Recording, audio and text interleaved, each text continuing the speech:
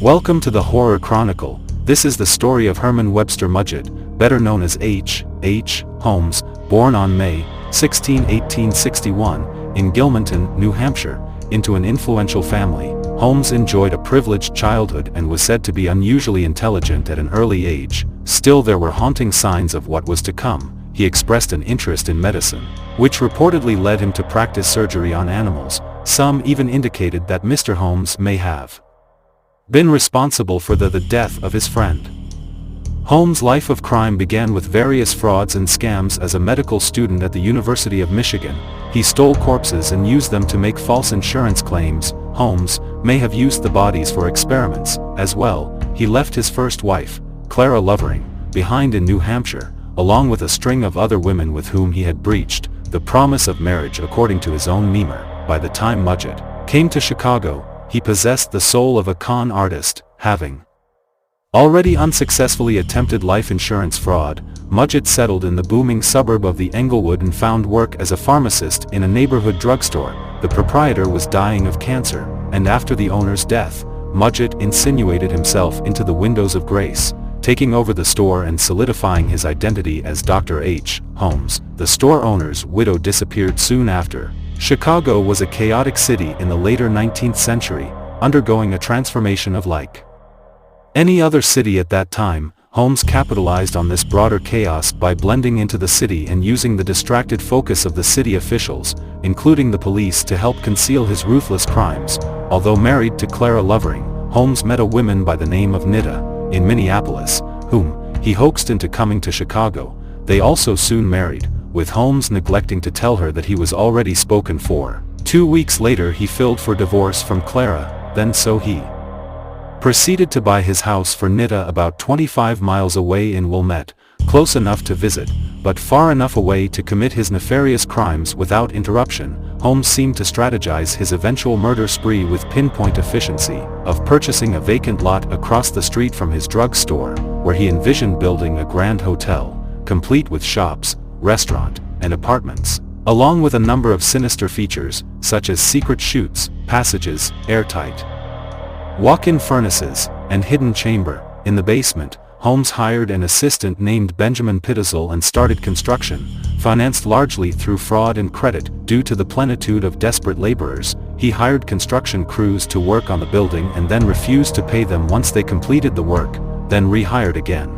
Because of this high rate of turnover, no one knew the entire blueprint of the building. One miracle element of construction involved a large furnace in a basement, ostensibly to manufacture glass. It wasn't until after Holmes' crimes were revealed that the furnace installer recognized that it was perfect for a crematorium, seeing as it produced no odor.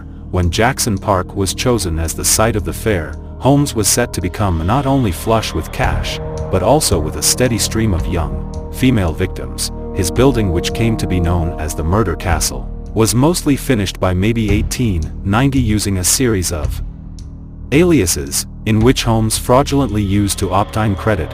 Holmes' plans were to lure as many unwitting victims as possible into the Murder Castle between 1890 and 1893. Then, after the World Fair, he would burn the building to the ground to collect the insurance money and destroy whatever evidence remained, to help deflect any future suspicion.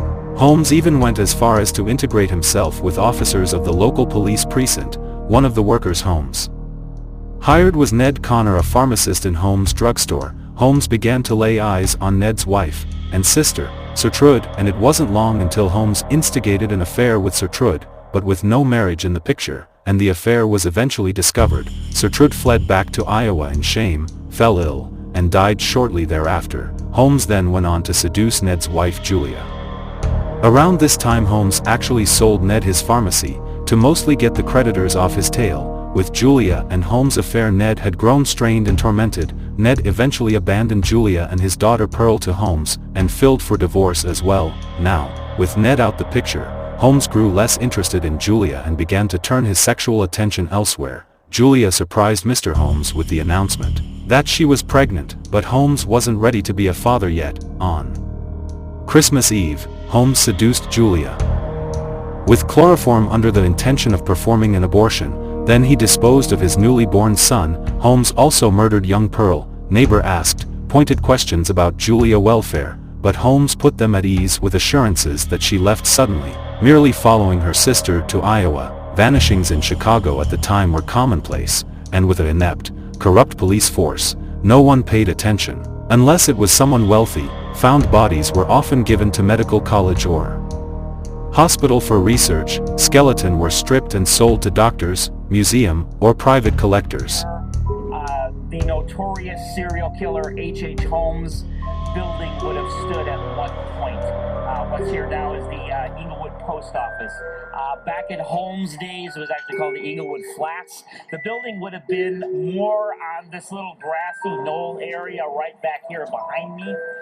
It would have encompassed maybe a portion of the post office, would have gone more over that way, been right on the corner of 63rd and Wallace.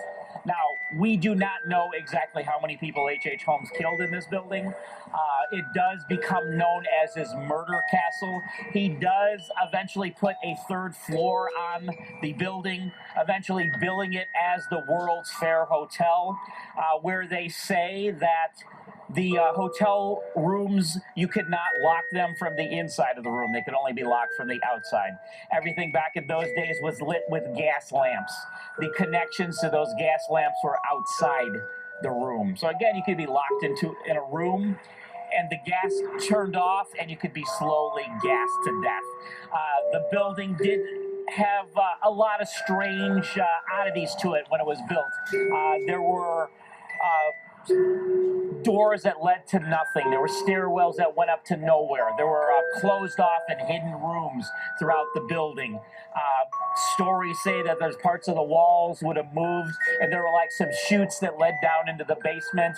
Some say there could have possibly been a crematorium down in the basement, which could have been used to dissect bodies. As it eventually becomes his murder castle, and we don't really know exactly how many people may have been killed here. The third floor he did bill as the World's Fair Hotel. Don't really know how many people actually stayed in the hotel during the World's Fair, if any really stayed there. There are estimates, some say that he killed as many as 200 people. There were at least... Holmes as a child, his schoolmates forced him to view and touch a skeleton body thinking it would cause fear in him, but instead he became fascinated with it. This caused his obsession with death. On July of 1894, Holmes took out a $20,000 insurance policy on himself. The insurance company grew suspicious of him and refused to pay him, but this didn't faze him. Instead, he set his sights on a man named Benjamin Pitzel, whom Holmes convinced to fake his death for a $10,000 insurance policy claim. Their agreement was that Holmes would find a cadaver to act as the corpse. Instead, he killed Pitzel. How many people did Holmes kill? No one never knew.